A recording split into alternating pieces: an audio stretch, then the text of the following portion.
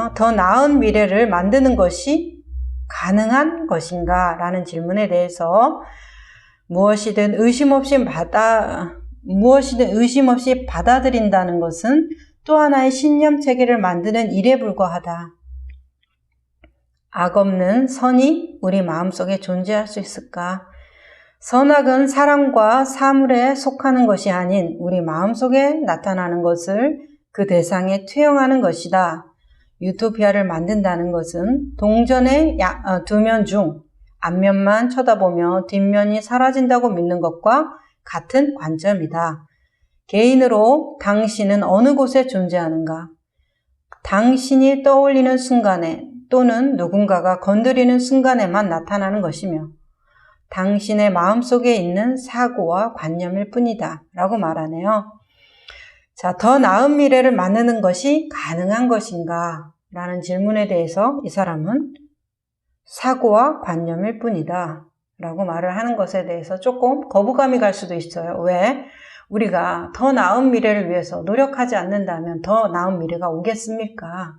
열심히 부지런히 일하고 돈 벌려고 노력하는 것은 조금 더 윤택한 삶, 조금 더 많은 사람들에게 도움이 되는 삶을 살기 위해서고 내가 건강을 위해서 매일매일 운동하는 것, 더 나은 미래, 더 나은 건강을 위해서 노력하는 것도 지금의 현재의 노력이 미래를 바꿀 거라는 나의 건강을 바꿀 거라는 희망을 가지고서 하는 것들인데 이런 것들이 사고와 관념일 뿐이라뇨. 더 나은 미래를 못 만든다는 말인가? 이렇게 의심할 수가 있다라는 말이에요. 그래서 우리가 더 나은 미래를 만드는 것이 가능한 것인가에 대해서 조금 들어가 봅시다. 라는 말이죠. 무엇이든 의심 없이 받아들인다는 것은 또 하나의 신념 체계를 만드는 일에 불과하다. 자, 건강을 위해서 뭘 먹어야 돼? 라고 생각하는 것들. 거의 TV에서 의사가 나와서 얘기하고 무슨 책 쓴 사람이 얘기하고 이렇게 하니까 이래야 된다고 어떤 권위자가 교수가 나와서 얘기를 한다면 사람들이 좋대. 그렇게 해야 된대. 그러면 어떻대? 라고 받아들이게 돼요. 그리고 자기의 어떤 신념 체계를 만드는 상황이 되죠. 아침에 일어나서는 물 한 모금을 먹는 게 어떻게 좋대. 저녁에 자기 전에는 물을 안 마시는 게 몸에 좋대.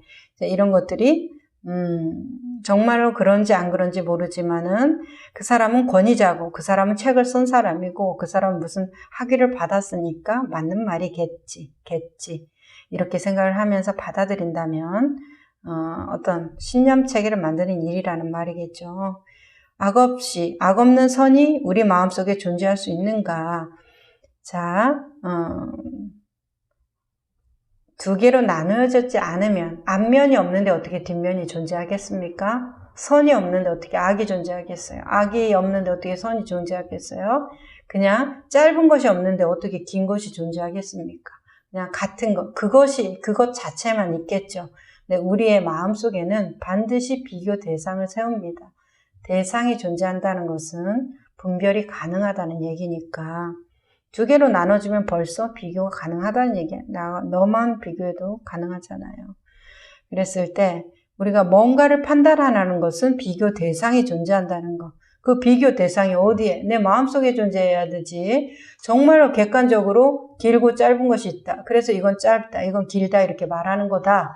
어떻게 길고 짧은 게 내 마음속에 있느냐? 이렇게 생각할 수 있는데 길고 짧다라는 생각을 어떻게 합니까? 내 마음에 그것에 대한 분별이 없는데 그냥 짧은 모양이 그것이 있고 긴 모양이 그것이 있는 거지. 이것은 저것보다 길고 이것은 저것보다 짧다라는 어떤 관념적인 해석과 분별인 거지. 그냥 그것이 있을 뿐이에요. 세상은. 부자가 있고 가난한 사람이 있고 성공한 사람이 있고 실패한 사람이 있고 그런 사람이 있는 게 아니라 그 사람이 있는 거예요. 그 사람이 그냥 살아가는 거예요. 우리 마음속에는 성공한 사람, 실패한 사람, 그것을 내 분별로 보는 거지. 정말로 성공한 사람이 있고 정말로 실패한 사람이 있습니까? 그냥 자기 삶을 사는 사람이 있겠죠. 자, 그와 같은 말로 받아들이면 좋을 것 같다 생각을 합니다. 그래서 자, 선과 악은 우리 마음속에만 존재할 수 있다라는 말이죠. 정말로 선한 것, 정말로 나쁜 것이 아니라 그것은 그냥 그런 삶을 사는 사람, 그런 것이 있는 것이고, 나는 그것에 대한 판단은 내 어떤 관념적인 것이고, 그러면 선과 악이 세상에 존재하지 않는다면, 내 관념일 뿐이라면 나쁜 짓 막 하고 도둑질 막 하고 살인 막 저질러도 되는 건가? 옳고 그름의 문제는 다른 거죠.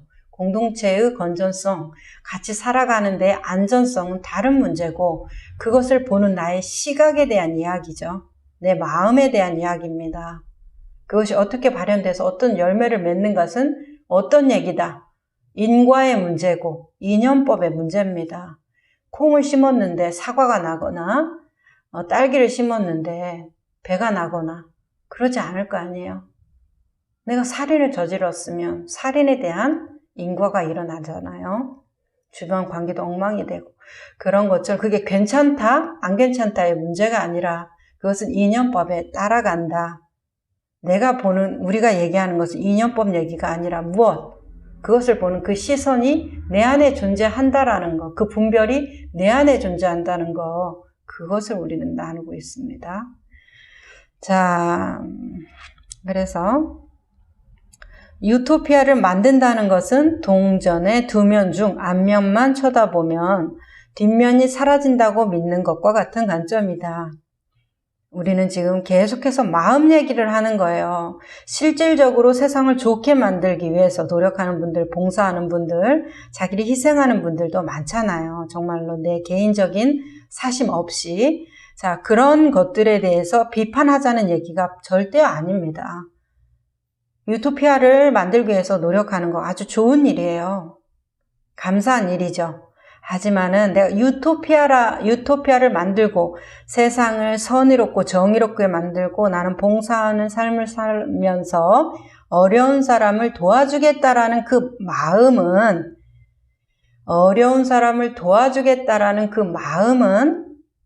뭐예요? 어려운 사람이 있어야, 동정받을 사람이 있어야 그 마음이 생기잖아요.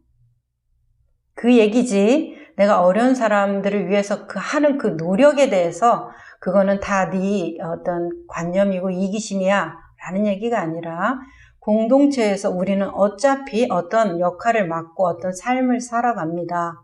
가만히 나무토막처럼 살 수가 없잖아요. 그랬을 때 기왕이면 선하게, 기왕이면 정직하게, 따뜻하게 살면 좋지 않을까요? 그건 결과에 대한 이야기고 지금 우리가 하자는 것은 내가 유토피아를 만드는 거, 그걸 위해서 내 삶을 선택하고 살아가는 거 아주 좋은 일이에요. 박수 칩니다. 하지만 유토피아라는 것이 어떻게 나왔는가? 내가 봉사, 희생, 헌신이라는 것이 어떻게 나왔는가에 대한 얘기예요. 다 위대하고 훌륭한 사람이고 존재 그 자체로 보면 그 사람을 내가 왜 돕겠다는 마음이 생겨요. 그 사람 삶인데 그냥 그 사람 있는 그대로 그 사람인데 내가 그 사람은 불쌍해, 가난해, 동정받아야 돼. 그 사람은 참 짠해 라는 마음이 왜 생깁니까? 그러니까 그 관점에 대한 얘기를 우리는 하자는 거예요. 내가 어떤 행동을 하는가는 기왕이면 선한 행동을 선택해야 되겠지만은 그 반로가 우리의 분별심에 있다라는 얘기죠. 그럼 그 반로가 분별심에 있음을 알고, 그렇지만 어차피 우리는 분별을 써서 살아가야 되기 때문에 나는 분별심에 그 반로가 있는 것을 알고 그 분별심 중에 기왕이면 선한 것을 선택해서 살아가는 것, 그 선택의 인과를 맺어가면서 살아가는 것, 좋은 일입니다.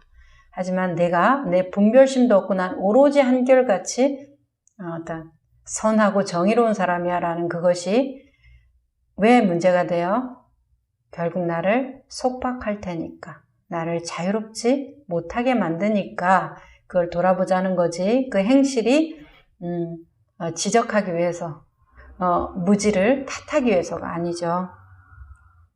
자, 그래서 개인으로 당신은 어느 곳에 존재하는가? 당신이 떠올리는 순간에 또는 누군가를 건드리는 순간에만 나타나는 것이라면 당신의 마음속에 있는 사고와 관념뿐이다. 개인으로 당신은 어느 곳에 존재하는가? 나는, 그러니까 내가 나라고 말할 수 있으려면 어때야 내가 나라고 말할 수 있나요? 나 아닌 다른 사람이 존재해야지. 나 아닌 다른 사물이 존재해야지 나가 존재할 수 있잖아요. 내가 하는 생각이지만 그 생각이 정말 내가 하는 생각이 맞나요? 나를 구분짓는 생각, 너와 나를 구분짓는 생각이 아니라 정말 나가 맞나요? 그러면 그게 정말 나라면, 모든 것이 다 나라면 어떻게 그것과 나의 이익을 따지고 계산을 따지고 서운함을 따지고 내가 더 줬어, 더 했어, 내가 희생했어 라는 말이 나올 수 있을까요? 내가 내 이 몸을 다 나라고 느끼기 때문에 내 왼손이 다친 걸 오른손이 감싸주잖아요. 그랬을 때 내가 정말 희생했어, 봉사했어 라고 오른손이 말하나요? 왼손을 감싸주면서. 정말 다 나라면 내가 그것에 대해서 했다라는 관념이 생기지가 않는다. 근데 그런 관념이 생긴다면 너와 내가 구분돼 있잖아요. 그러니까 왼손이 오른손을 위해서 다 왼손이 다쳤을 때 오른손이 감싸주고 왼손이 할 모든 일을 오른손이 다 해주지만 내가 왼손 이 녀석 때문에 이렇게 고생하고 힘들고 다 해주고 희생하고 나는 정말 선한 오른손이고 이런 생각을 한단 말이에요. 그냥 내 왼손이 빨리 낫기를 바라니까 오른손이 조금 더 많은 일을 하는 건 아니겠어요? 그런 것처럼 그렇게 되어가고 있는가? 아니면 대상에 의해서 나를 분별하고 있는가? 그걸 좀 보자 이 말씀인 것 같아요.